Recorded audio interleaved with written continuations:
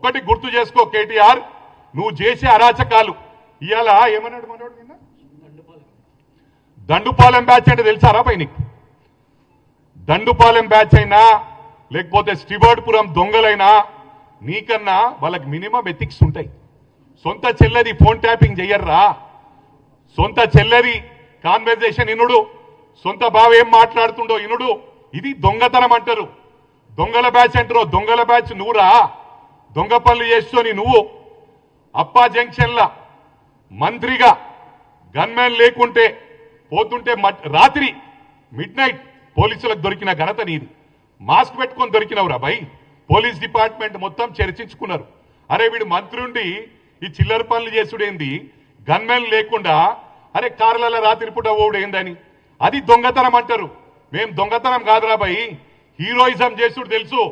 ఇవాళ ప్రభుత్వం ఉందని చెప్పి చాలా స్మూత్ గా సాఫ్ట్ గా పోతున్నాం. మేము అనుకుంటే ఒక్కరోజు నిద్రపోవు. నీ అంతా పేడ్ బ్యాచ్ పెట్టుకొని సోషల్ మీడియాను 500 మందికి మొత్తం శాలరీస్ ఇచ్చుకుంటా నడిపిస్తున్న ఘనత నీదిరా భయ్. ఇవాళ 200 యూనిట్ల కరెంటు ప్రతి గ్రామంలో ఇస్తున్నాం. మీలాగా మొక్కుబడికి ఏదో దళిత బంద్ ఇచ్చినాము, బీసీ బంద్ ఇచ్చినాము, మైనారిటీ బంద్ ఇచ్చినాము, పీక్ పడగొట్టింది ఏం లేదు. మేము ప్రతి ఊర్లో ఇందిరా మిల్లు ఇస్తున్నాం. ఇవాళ ముఖ్యంగా గమనించాల 10 సంవత్సరాల్లో ఇవాళ 1600 కోట్లు ఉంటాయిరా మీ దగ్గర. 1000 కోట్లు, లక్షల కోట్లు మీ దగ్గర ఉన్నాయి. 1600 కోట్లు మీ పార్టీ ఫండ్. అరే రాహుల్ గాంధీ గురించి మాట్లాడడానికి సిగ్గులేదురా నీకు? ఎందుకు మాట్లాడతావురా? వాళ్ళ చరిత్ర ఉందిరా. ఇండిపెండెన్స్ రానప్పుడు వాళ్ళు ఉద్యమానికి ఆయన మన స్వాతంత్రం రావడానికి ఫండింగ్ చేసింది వాళ్ళ ముత్తాత జవహర్లాల్ నెహ్రూ గారు. వారికి ఒక ఘనత ఉంది. స్టిల్ ఆన్ టుడే ఒక ఎకానమీ ఫ్లైట్లా ట్రావెల్ చేస్తాడు రాహుల్ గాంధీ. ప్రియాంక గాంధీ ఒక డబుల్ బెడ్రూమ్ ఫ్లాట్లా ఢిల్లీలో ఉంటది. అది వాళ్ళ చరిత్ర. నీకేమో సొంత విమానాలు కొనుక్కొని తిరగబడితీవి నువ్వు.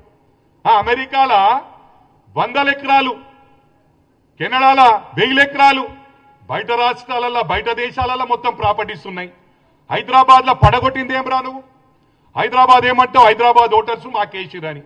హైదరాబాద్ ఓటర్స్ అందుకే వేయలేరు రా భయ్. కేటీఆర్ గుర్తు చేసుకో, వీడు పెద్ద సైకోగాడు. వీడు రేపు మళ్ళా నాశనం పట్టిస్తాడు. ప్రభుత్వం వచ్చేటట్టుంది, ఏదైనా జిమ్ముకులు చేసి 100% ఇలా ప్రభుత్వం వస్తుందని ఓటేసిరు. నువ్వేమంటున్నావు?